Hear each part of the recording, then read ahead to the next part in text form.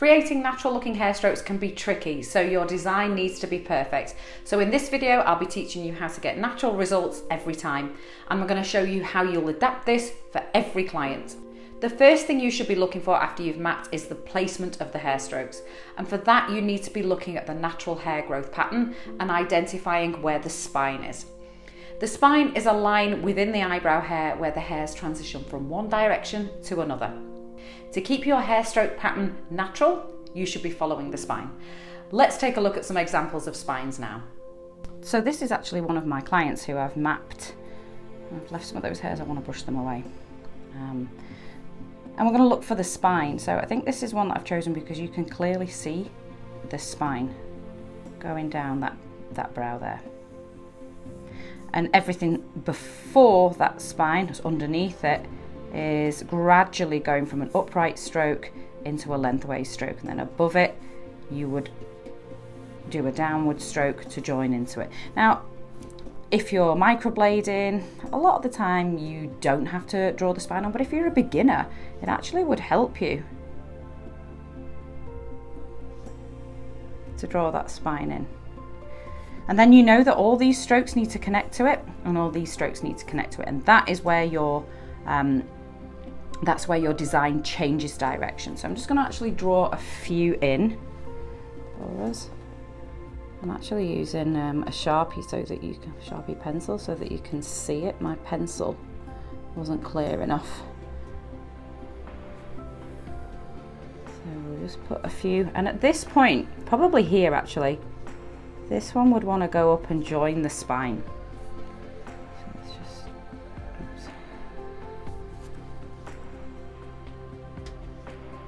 Join up the spine, and you can see these are gradually falling over, these strokes, but they join this line that we've drawn in. This is not the easiest pencil to draw with, until they actually become part of the outline. So let's put some connections in now.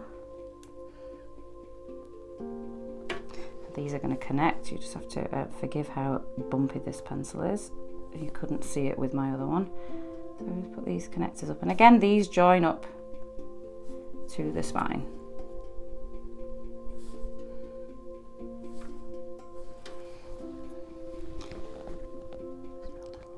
Upward one there, and these slightly growing out, so there we go. We've got a little design at the front there, and anything above this spine here in this section is kind of growing down. So it would want to be coming down and joining into that spine. And you can just put some connectors on there.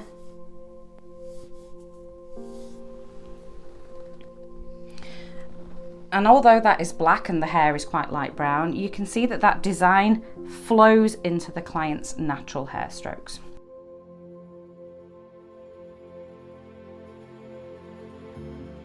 Well, what happens when you don't follow the spine?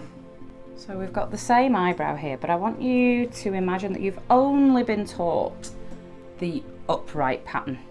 So that looks like lamination. So all the strokes are upright all the way to the top of the design. So start off at the front. That's all right. That's looking nice. We're all right at the front because these hair strokes are upright. Here comes a bit of the problem. We're still doing an upright pattern all the way to the end, and we'll put our connectors in here.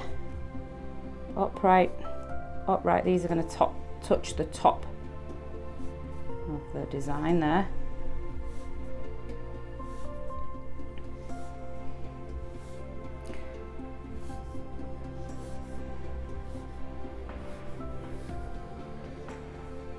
So at the beginning it looks fine.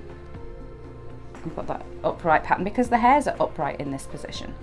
But as we start crossing the spine, over here now in this section, you can see that what we've got is our hair strokes that we've done going up and the client's natural hair strokes going down. And what you get is a crisscross. It looks like a fishnet stocking it's not natural, it's jarring, it looks too busy.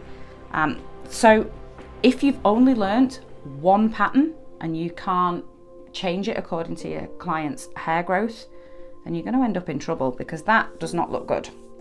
It looks crisscross, hatchy, really, really unnatural.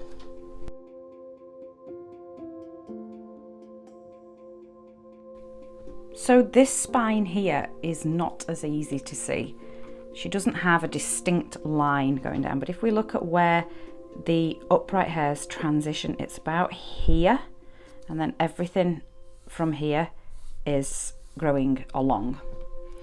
So it starts really to come up here.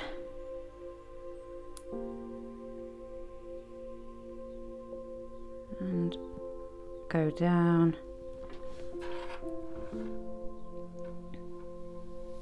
There.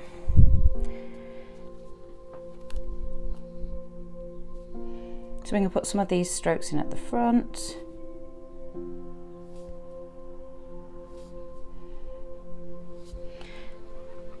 And this isn't too easy to see.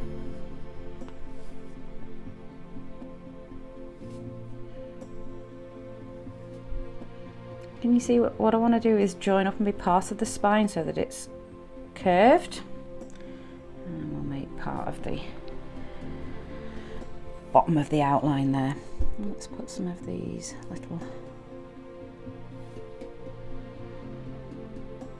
it's much easier to do this with a normal pencil, but you guys can't see it so easily, so I'm having to use one of my China markers. And these connections here are going to join up as well with the spine. There.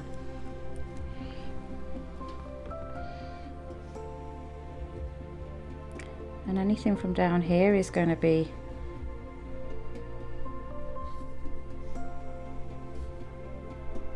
downward facing. And you see that matches those strokes. So here we go again, down,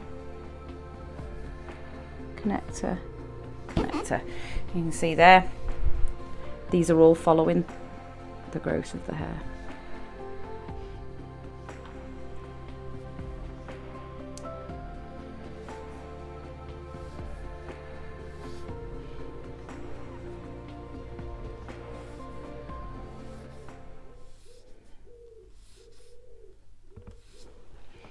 And that's a lovely natural pattern. Now here, got a bit of a gap. So with these, a lot of the time I'll just put a third stroke in and bring this part up to meet this pattern.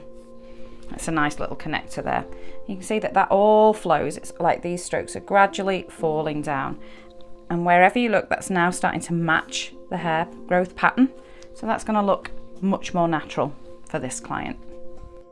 If your client has two different hair growth patterns, then follow the separate hair growth patterns rather than trying to match the brows up symmetrically.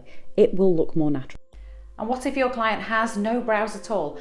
Well, there are advantages and disadvantages for this. The advantage is you can do what you like and be totally artistic. The disadvantage is that without any hair to blend into, your work is totally on display, and so are any mistakes that you make. So it's therefore much more important to be well practiced and confident before you work on clients like this. This client came to me after she'd been going through chemo for many years. This took all her eyebrows. But this also meant that we were free to do any design that we wanted. And here is her finished brows done with machine hair strokes, and they look great. Because there are so many types of hair growth patterns, you need to be well practiced in the different styles. I'd recommend learning as many as you can and starting on paper and then latex, so you're proficient in all of them. So no matter who walks in, you can produce natural work.